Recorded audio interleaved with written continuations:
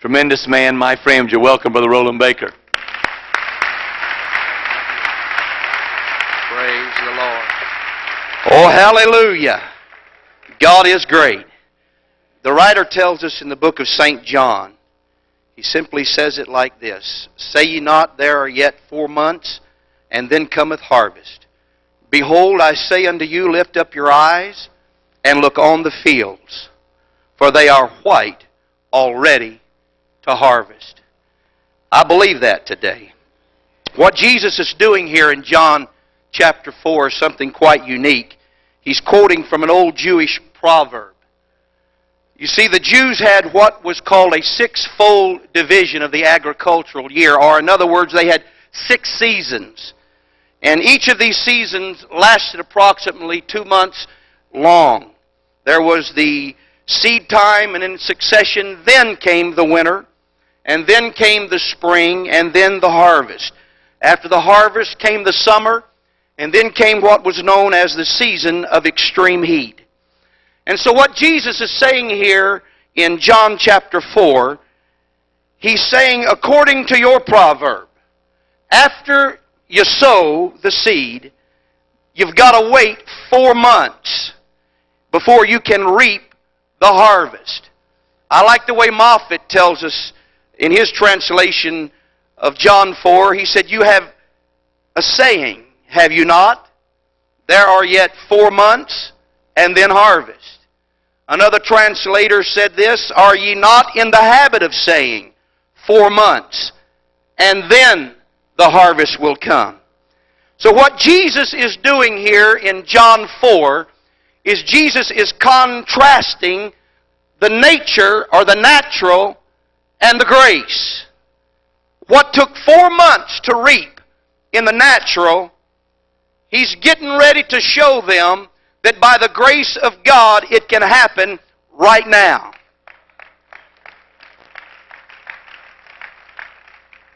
He was doing away with the mandatory waiting period. Jesus is saying to His disciples, I want you to take a look at Samaria. I want you to understand that there is a harvest for reaping right now. Now, if we could quickly look at the story here, it's the story of when Jesus said, I've got to go to Samaria. He goes to Samaria and He sits down at Jacob's well.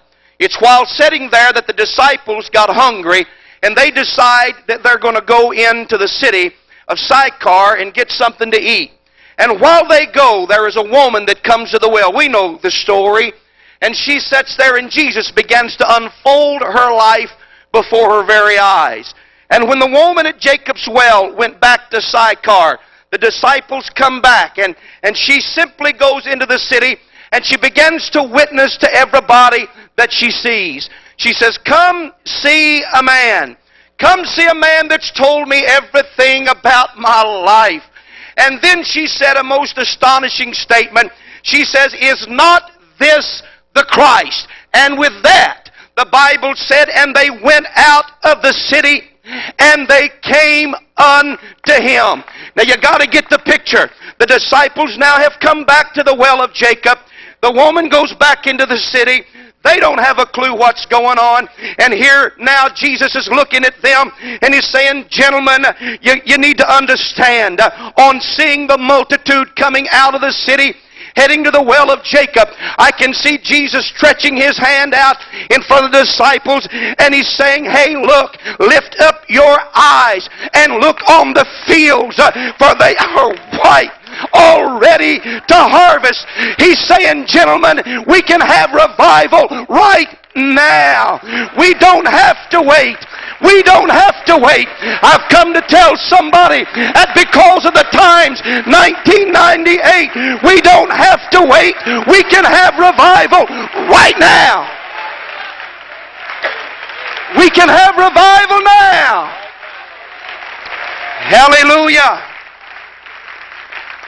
You see, in the ordinary harvest, the man sowed and then he waited. But here in Samaria, Jesus is showing us a beautiful picture of how things happen with such divine suddenness that the word was sown, and on the very spot the harvest waited. While the disciples were out to lunch, Jesus was having revival. I don't want to be out to lunch. That's why in Ethiopia, we heard last night, that 78,000 can receive the Holy Ghost in one service, Brother Cole, because God has given us an opportunity to do away with the waiting period.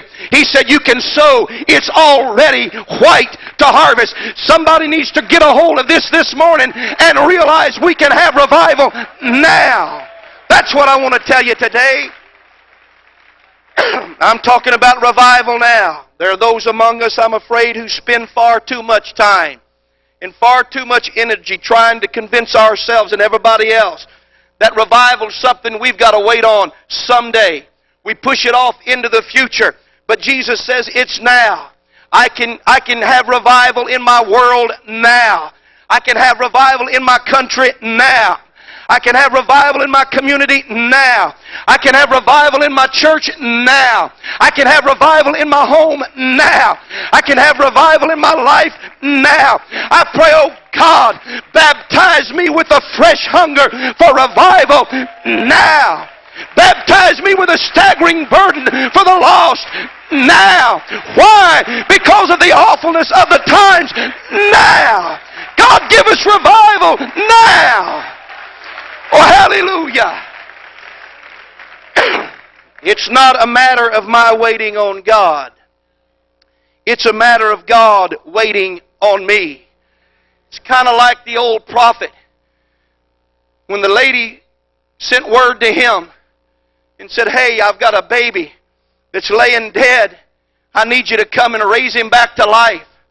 The Bible said the old prophet took the staff and he handed that to his servant. And the servant Gehazi runs to the house of the Shunammite woman. And there he goes in, the Bible said. I'm sure he saw the prophet do it many times before. And he goes into where the baby's dead, but nothing happens. He comes back with a report and he says, I'm sorry, sir, but the baby's not living, still dead. And the Bible said at that point that the prophet took his staff. Somebody say his staff. See, he was the anointed one. He took his staff, and the Bible said he went in to where the boy lay. And when the Bible said he went in and shut the door, the Bible said he laid upon the boy, his eyes upon his eyes, his lips upon his lips, his hands and his feet upon him. And only when he got involved, the one that was anointed of God, did the boy come back to life again. I just think we got to understand in the work of God, there is no proxy. There is no passing it off to somebody else. If God has anointed you, as we heard last night, to win souls, you've got to go. It's got to be your hands and your lips and your feet. Oh, hallelujah. We've got to go because we're going to have revival now. We got to do something now. I said we've got to do something now. It was the Persian Emperor Cyrus that had issued a decree that the temple should be rebuilt. It was an exciting time for the people of God. They quickly went to work, laid the foundation of the temple. A lot of toil, a lot of tears, a lot of sweat. But all of a sudden we look now, 14 years down the road. Time has passed. The temple still remains unbuilt. All we see is a foundation. But the foundation of the temple now has been overgrown with weeds. Why? All because the people did not or were not able to discern the time. They didn't understand the time. And they failed to recognize the season they were in. You look closely and you'll see, because the prophet had declared 70 years of desolation of Jerusalem. Because the time had not been fulfilled yet, the Bible said that they conveniently applied that prophecy to the building or the rebuilding of the house of God. And so they felt satisfied and they felt justified that they were in the book. And the Bible said that they abandoned the will and the work of God that they might follow after their own heart's desires. I'm here to tell us today that the greatest tragedy that faces my generation is not some nuclear holocaust or not some economic crash or crises that might come. But the greatest thing that faces us in tragedy is this apostolic present-day church failing to discern the urgency of the hour and the time that we're a part of. There's a good foundation that's been laid by our fathers. We heard about it last night, and I pray, God, let's build on what God has given us. Now we can have revival. We can have it now. The law says you sow, and what you sow you reap. And I think some of us just simply need to get in the business of clearing off the weeds from the foundation and have revival now. The psalmist in Psalm 51, I like what he said when he said, God created me a clean heart. What he's calling for is God to cleanse him. Give me a cleansing, God. He's asking for a restoration. He's asking for a renewing. Simply put, he's saying, God, I need a personal awakening. I need a personal revival. And for this to happen, he realizes first there must be a purging and there must be a washing of all the things that might hinder the free flow of the Spirit of God in his life. I think there are some of us here today that stand, I believe it with all of my heart, on the verge of the greatest spiritual awakening that we've ever imagined or ever dreamed of. I'm convinced without a doubt there are some of us here today that can, if we can just recapture or if we can just renew that personal revival or relationship with God like we know we ought to have, God's going to use us in ways that we never dreamed and never imagined before that He could. We can have revival now. We got a microphone for Don. I'll never forget when he came into the church. He had been high for 2 weeks on drugs.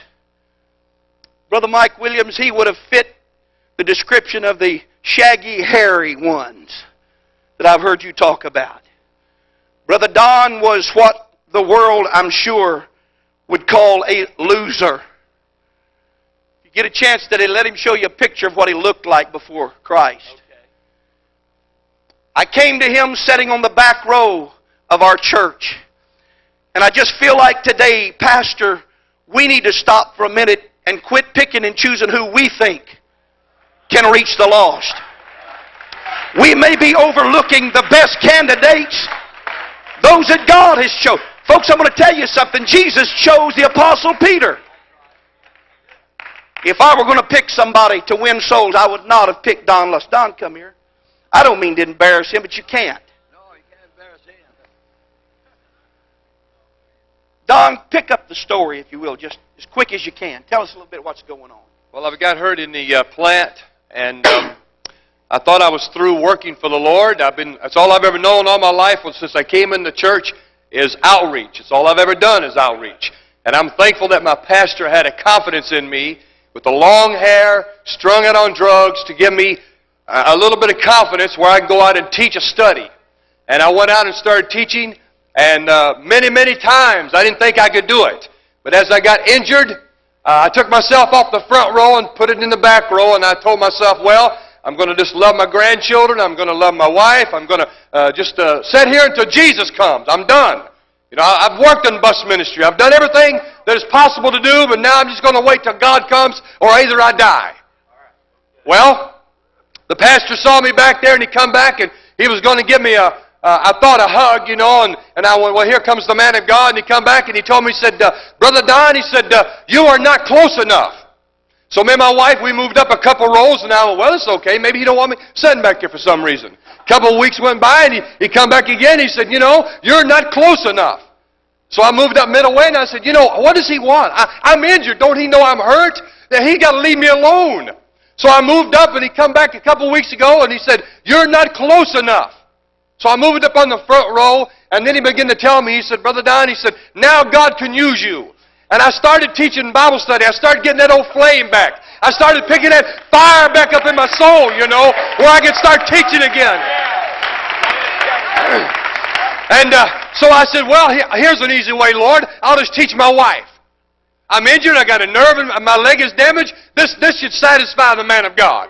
You know, I didn't really want this, but the Lord kept knocking on me in the morning, in the afternoon, at night. So I started teaching her. Lo and behold, here comes her brother. Here comes her sister. Here comes her other sister. Here comes her other brother. Here comes her other sister.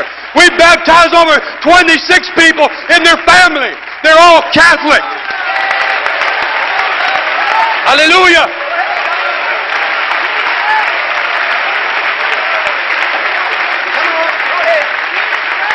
Pastor Baker just got through baptizing her mom and dad in the Jordan River, and they were over 65 years old, Catholic, been that many years. Well, I thought my job was done, and I said, well, I'm okay now. I've got enough Bible studies. Well, lo and behold, I met a group of young people. Josh and Sandra Castro was in the church, and they asked me, would I teach them a Bible study? I went over there, and I started teaching them Bible study, and I thought, well, this is okay. You know, the first time I was there, they weren't even there. Just their Baptist mother was there with about 14 other Puerto Rican babies. I lined that chart up, and man, they were pulling on my legs, on my back, getting my candy out of my pockets. I thought, Lord, why you put me here for? I don't want this. I don't want this. But God said, you're here. You're going to do it. I kept teaching, and kept teaching, and kept teaching.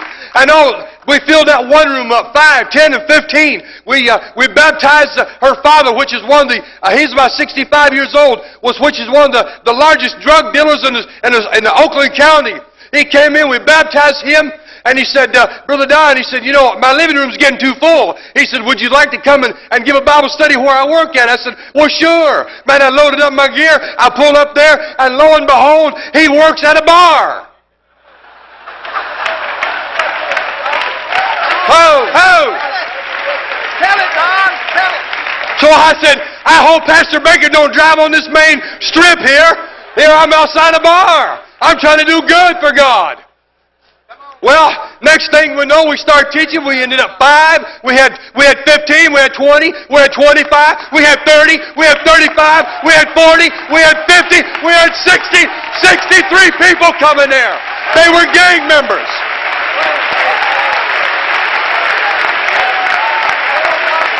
Hallelujah, hallelujah, hallelujah.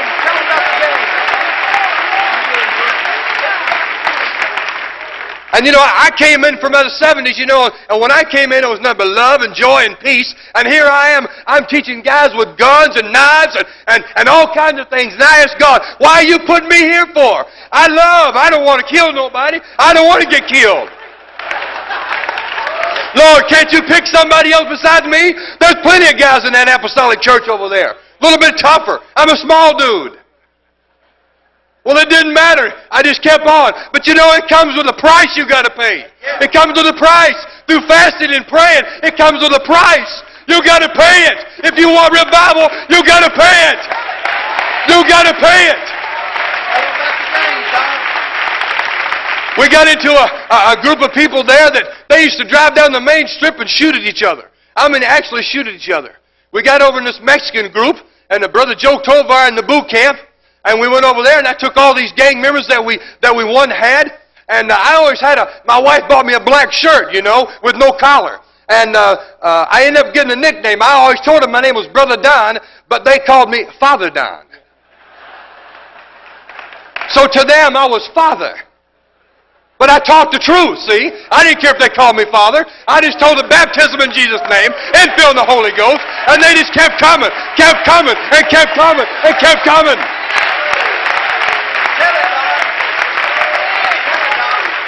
We were in the boot camp, and as we took all those gang members over there, which straightened up, and they're doing right now, we went over there in the boot camp, and we started having service over there, and Joe was...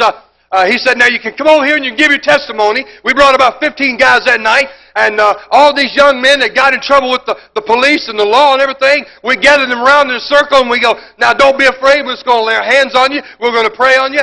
And most of them, we didn't know what denomination they were, but we started praying on them.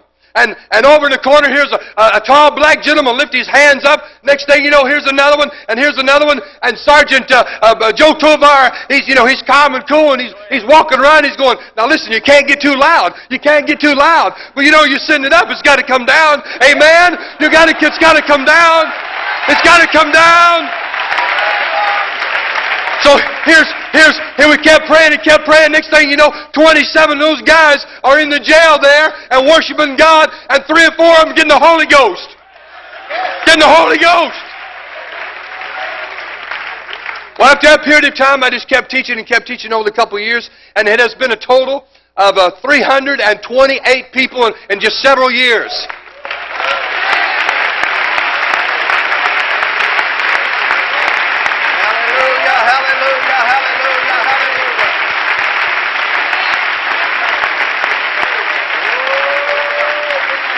But when people don't think that there's nothing to do, let me tell you something. There's plenty to do out there. Me and my wife, we started a bread run.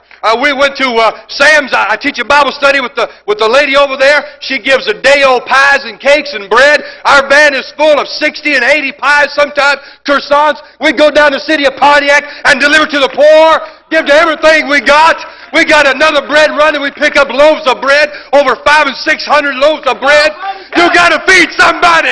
You got to feed somebody. You got to give something to somebody. There's plenty to do if you want to do it. You don't have to have no position. You don't have to have no position to feed somebody the gospel. Oh, hallelujah. Yeah. Yeah. We started in about 7 months ago. We started in teaching in a 3-quarter homes. I didn't know what a 3-quarter home was until I went into it. And I started teaching in it. Next thing I know, I go over there and start teaching, and there's like about 13, 14 men in a 3-quarter house. And I taught in the women's house too. So it just got too much that I couldn't handle it. And we started teaching and teaching. We baptized a Muslim. We baptized a guy that owned 3 houses. We kept baptizing and baptizing. Now, we've got 11 3-quarter homes we're teaching in right now. We've got over 40 teachers. We're teaching over 100 people in those homes. We put on a dinner about 2 months ago, and you know what? We served them. We served them. We served them. They didn't have to do nothing. We served them. We served them dinner. We served them turkey dinner. They didn't have to get out of their seat. And we have baptized in 7 months 66 people.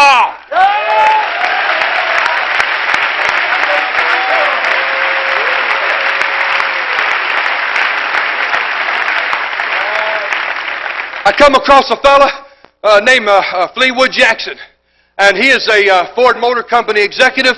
And his home, I could put my home about 10 times inside his home. And I went over there to teach. And I went over to teach his home, and I went over there, and they had so much money and so many things, Game Boys and all this, and computers. And I set up the chart, and I started teaching them, and they weren't listening to me. And I asked the Lord, Lord, why do you have me here? Why do you have me here? These people don't want to listen to me. Well, you know, if it's easy to give up. It's easy to give up. So they kicked me out of the house after about 3 weeks. It's easy to give up. Every morning when they got their newspaper, I come before the newspaper man. I took a tape over there and put over there on their porch. And Helen was telling me this, and Fleetwood was telling me this. When they would open the door, they would get over there and they look down, there's that tape. And they would go, man, he's back again. He's back again. You can never give up on a soul. You got to give everything that you got to give to win somebody, someplace, sometime. I'm reaching the 400 mark. The 400 mark. I want to set a mark. I don't want no position. All I want to do is be a soul winner for Jesus Christ. Oh, hallelujah. Let's praise the Lord for what He's doing. It's not just the down and out. It's for everybody. We can have revival now. We can have... It's amazing what God can do if we don't care who gets the credit. I said it's amazing what God can do if we don't care who gets the credit. We can have revival now. Oh, hallelujah.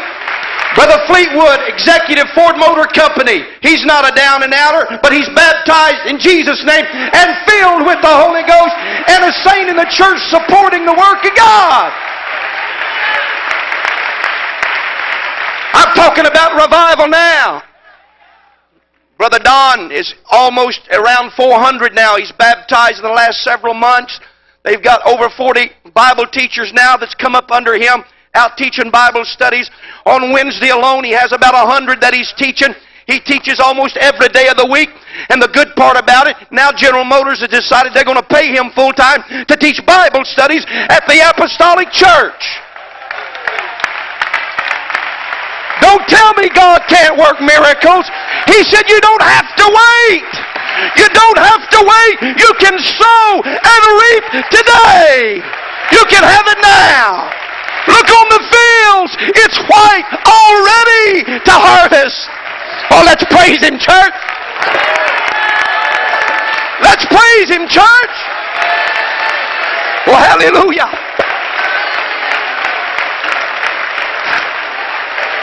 Now let me tell you, Pastor, something. It forces you to do some thinking. It forces you to do some adjusting. I found out through the grapevine that Don has been winning. They wanted to get together for fellowship. On Saturday nights we have a youth service that's going on.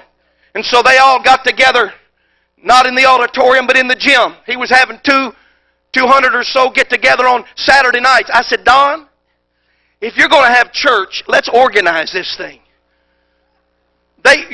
We have church on Sunday morning. We have church on Sunday night.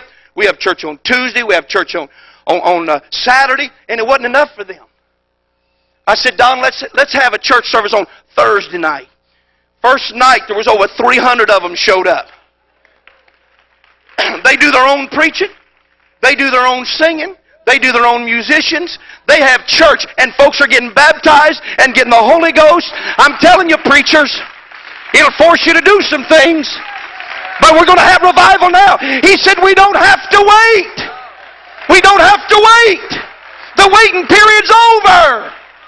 That's what Jesus was saying. Disciples, look, here they come now. I just sowed the word today, and here comes the harvest. How many believe that? How many believe that? Don, what was the little trailer park girl's name? Chris. Chris was one of them that we call them the smoking section. There's so much fire, where they're wild. And I don't know where they learned this stuff. Larry, he owns, this is a prominent family in one of the communities near us. His family owns the local bowling alley. He owns a sign company. Larry, I don't know, was you even anything, Larry? Not much of nothing. Just a yahoo. Stand up, Larry. I don't know where he learned this at, but these guys started coming in the church. Now, they have no Pentecostal background. Mike, you've been there. You've seen them. They're nuts. I grew up in this all my life. I'm seeing things I've never seen before. I've watched them roll down the aisle. I've heard we were called holy rollers, but that was in days gone by. Just Greek to you. But I want you to know God's doing some things. This man can hardly keep his seat on us. Mike, Steve, stand up. First time Steve came in the church, he didn't know any better, had his shorts on, walked down and sat on the front row. Good old Catholic boy. We didn't kick him out. God filled him with the Holy Ghost. Now he's winning souls.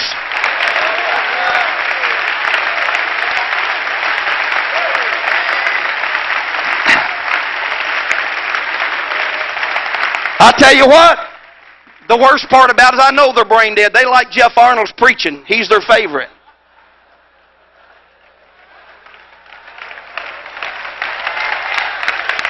It's all those drugs, folks. It's all those drugs. But let me tell you about Chris. She was one that came into the church. God spoke to Chris and said, go to a certain community. He said, there's a trailer park there. And said, I want you to go find somebody. Now these new ones coming in, they don't know that you're not supposed to do that stuff. She didn't know about no trailer park in this town. So she asked her husband. He worked in that community. He said, there's not a trailer park there. She said, God told me to go. Am I telling it right, Don? She went to that community. She found a trailer park that nobody knew was there. It was there. Now what do you do, God? God said, just find her. She started knocking on the doors. Open the door. No, you're not who I'm looking for. Next door. No, you're not who I'm looking for. She began to knock on door after door in that trailer park. Listen to me now. I'm talking about revival now. She knocked on a door, and a young lady opened the door. It had been a school chum she had not seen in 7 years. She said, this must be who it is. They walked in, began to renew their acquaintance. Then she began to witness and tell her what God had been doing in her life, about the Holy Ghost, about baptism. And all of a sudden, there came a tall, gangly man walking out of the back of that trailer. And he walked in there with tears rolling down his face. And he said, let me tell you, he said, what she's telling you is right. He was a backslid apostolic preacher. He said, I know. I'm here to tell you what long he was in the altar and prayed back through. I'm talking about we can have revival now. That's what Jesus said. That's what Jesus said. We don't have to wait for some other season. This is the season. We can sow and we can reap today.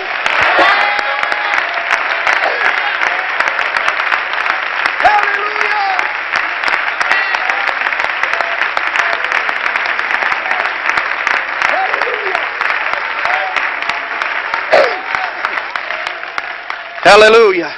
If I can quickly in the next minute or two tell you that history speaks of the time when Nebuchadnezzar led his armies to the gates of Jerusalem. He starved them into submission slowly. History said that they suffered. It was prolonged for 1.5 years, and finally the people perished so fast that it was impossible for the survivors to be able to properly bury them. And as a result, the corpses decayed in the street and in the cellars, and pestilence was caused by the poison stench of the city and by the lack of sanitary measures. There was nothing they could do. This all added to the further horrors of the siege, the historian said. And when finally conquered, the executioner began his gruesome work. We find that he put the sons of Zedekiah and certain Judean noblemen to death. And there before the eyes of that once proud king of Judah, we see that he put his eyes out, and in chains he took him and marched him to Babylon. We find him there demoralized. The people of God were on the road to Babylon, and lined on that road were the dead bodies and the bleached bones of a defeated people of Israel. 14 centuries earlier, their father Abraham set out on a quest from that very land. He was trying to find a city whose builder and maker was God.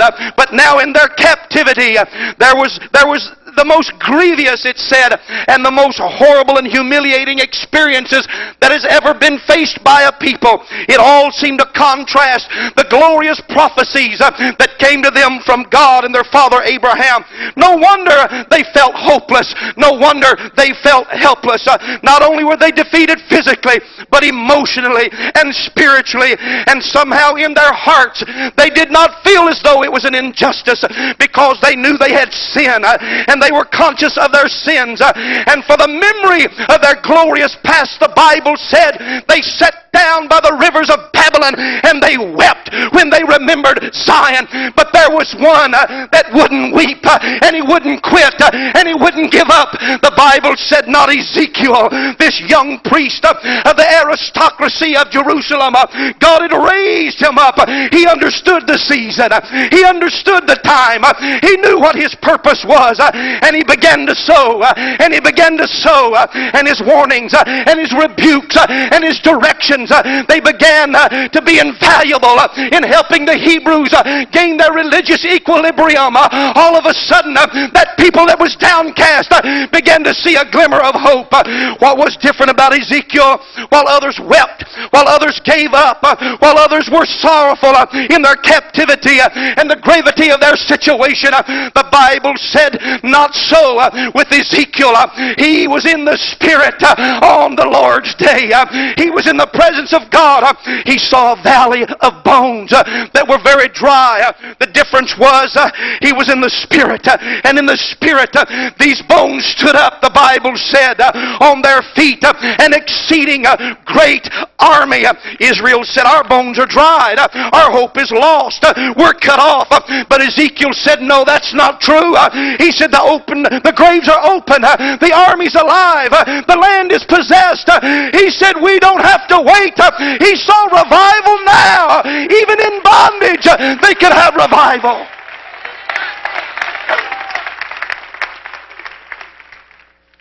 That was the difference.